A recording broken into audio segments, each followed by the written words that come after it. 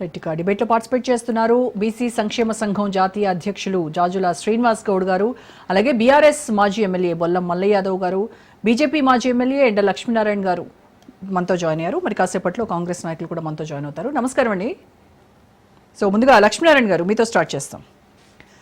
తెలంగాణలో ఈ కాంగ్రెస్ ఇచ్చినటువంటి అంటే బిల్లు 42% బీసీ రిజర్వేషన్ బిల్ ఏదైతే ఉందో ఇక్కడ మీరు దానికి అగ్రీ అవుతున్నారు, యాక్సెప్ట్ చేస్తున్నారు. బట్ ముస్లిం కోటాను తొలగించాలని డిమాండ్ చేస్తున్నారు. అంటే ఈ కండిషన్స్ని ఎలా చూడాలంటారు?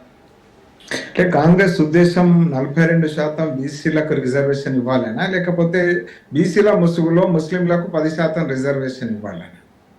ఈ రకంగా అంటే బీసీలను మభ్యపెట్టడం కానీ, బీసీల ప్రయోజనాలతో పరాచకాలు ఆడడం కానీ ఎంతవరకు సబబండి?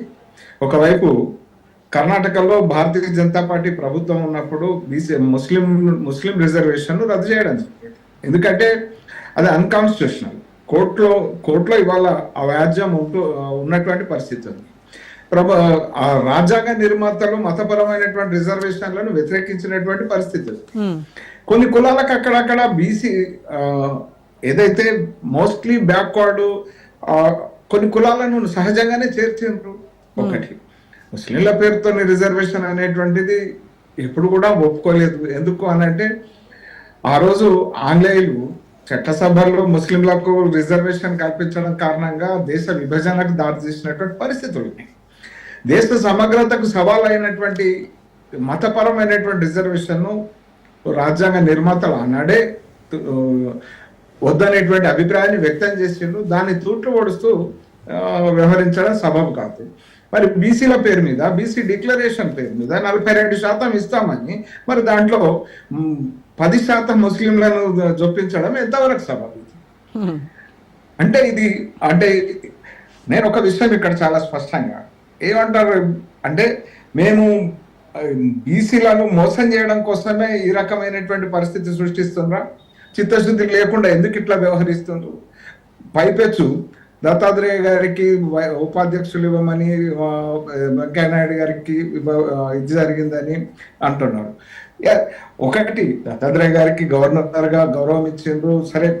పార్టీ ఏం ఆలోచిస్తుంది అది ఒక్క విషయం. నేను అడుగుతా ఉన్నా, కాంగ్రెస్ వాళ్ళు వి హనుమంతరావు గారికి ఏమి ఇచ్చిండ్రండి? ఎక్కడన్నా గవర్నర్ గా ఇచ్చిండ్రా కనీసం?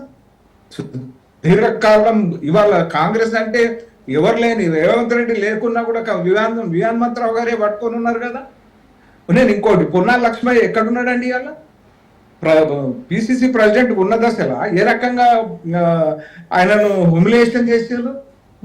అంటే ఈ రాష్ట్రానికి సుదీర్ఘకాలం పరిపాలించిన కాంగ్రెస్ ఒక్క ముఖ్యమంత్రిని ఈ రాష్ట్రానికి ఇవ్వలేకపోయిందండి. దేశానికి ప్రధానమంత్రిని ఇచ్చినటువంటి పార్టీ దేశానికి అంటే ఏదైతే బీసీ కమిషన్ కు చట్టబద్ధత కల్పించినటువంటిది, ప్రభుత్వంలో బీసీలకు సరైనటువంటి ప్రాతినిధ్యం కల్పించినటువంటిది, ఎడ్యుకేషన్ మెడికల్ సీట్లలో కూడా రిజర్వేషన్ అమలు చేసినటువంటిది, విశ్వకర్మ అనేటువంటి యోజనను ప్రజలకు అందించినటువంటిది, అటువంటి పార్టీ మీద ఇది అంటే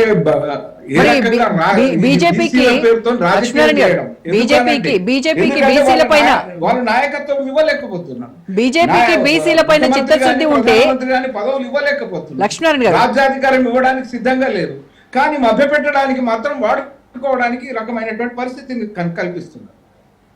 కానీ బీజేపీకి మీరు చెప్తున్నట్టుగా మరి నిజంగా బీసీల పైన చిత్తశుద్ధి ఉంటే మరి మీ పార్టీ రాష్ట్ర అధ్యక్షుడిని బీసీకి ఎందుకు ఇవ్వలేకపోయారు? ముఖ్యమంత్రిని ఇవ్వడానికి అవసరమైనటువంటి గ్రౌండ్ను ప్రిపేర్ చేస్తుంది పార్టీ. బీసీ ముఖ్యమంత్రిని ఈ రాష్ట్రానికి మొదటి బీసీ ముఖ్యమంత్రిని భారతీయ జనతా పార్టీ మాత్రమే ఇస్తుంది. బీఆర్ఎస్ ఇవ్వదు, వర్కింగ్ ప్రెసిడెంట్ కూడా ఇవ్వదు. ప్రెసిడెంట్ కాదు, వర్కింగ్ ప్రెసిడెంట్ కూడా ఇవ్వదు. కాంగ్రెస్ ప్రెసిడెంట్కి ఇచ్చి ముఖ్యమంత్రిని కాంగ్రెస్ ఎన్నాడని ఇచ్చిందండి? అసలు బీసీల గురించి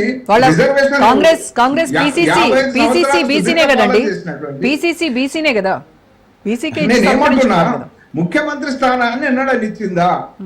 పోనీ హనుమంతరావు గారికి ఏదన్నా కనీసం అధికారంలో ఉన్నప్పుడు ఓ పాత్ర కల్పించిందా ప్రభుత్వంలో? వి హనుమంతరావు గారు కాంగ్రెస్ అంటే పర్యాయపదం వి హనుమంతరావు గారు. ఎందుకు అంటే ఇవాళ ఈ ముఖ్యమంత్రి ఏమని చెప్పిండండి ఎన్నికల ముందు? బీసీ ముఖ్యమంత్రి గురించి చర్చ వస్తే బీసీలకు పరిపాలించేటువంటి సమర్థత లేదంటాడు.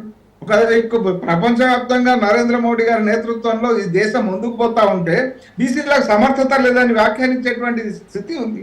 అంటే బీసీలను కాలు కింద తొక్కి పెట్టడానికి అంటే ఈ రకమైనటువంటి అంటే బీసీల మధ్య అంటే రెచ్చగొట్టడానికే తప్ప వాస్తవమైనటువంటి వారి అభివృద్ధి కోసం అవసరమైనటువంటి చర్యలు తీసుకోవడానికి కానీ, అధికారంలో భాగం కల్పించడం కానీ, అధికారంలో ఒక కీలకమైనటువంటి పాత్రను కల్పించడం కానీ వీళ్ళకు ఆలోచన లేదు.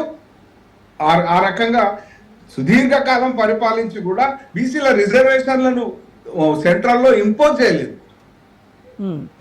బీసీల రిజర్వేషన్ ఎప్పుడు వచ్చిందండి? విపి సింగ్ గారి ప్రభుత్వంలో భారతీయ జనతా పార్టీ మద్దతు ఇచ్చినటువంటి ప్రభుత్వం ద్వారా మండల్ కమిషన్స్ రికమెండేషన్ అమలు అయ్యి సెంట్రల్ గవర్నమెంట్ లో రిజర్వేషన్స్ వచ్చినాయి బీసీలు. అప్పటిదాకా బీసీలకు రిజర్వేషన్ లేదు సెంట్రల్లో. ఇవాళ వీళ్ళు అంటే మాట్లాడుతున్నటువంటి మాటలు బీసీల పేరు మీద ముస్లింలకు మైనారిటీలకు సంతృప్తీకరణ విధానం కోసం ఇది చేస్తా ఉన్నారు. రైట్, ఓకే, అదే అడుగుదాం. ఇప్పుడు జాయిన్ అయ్యారు కాంగ్రెస్ నాయకులు చరణ్ కౌశిక్. మైనారిటీ ఇన్స్టిట్యూషన్స్ పెట్టింది పోయిన గవర్నమెంట్. రైట్ అండి, చరణ్ కౌశిక్ యాదవ్ గారు మనతో జాయిన్ అయ్యారు. ఒక్క నిమిషం లక్ష్మీనారాయణ గారు.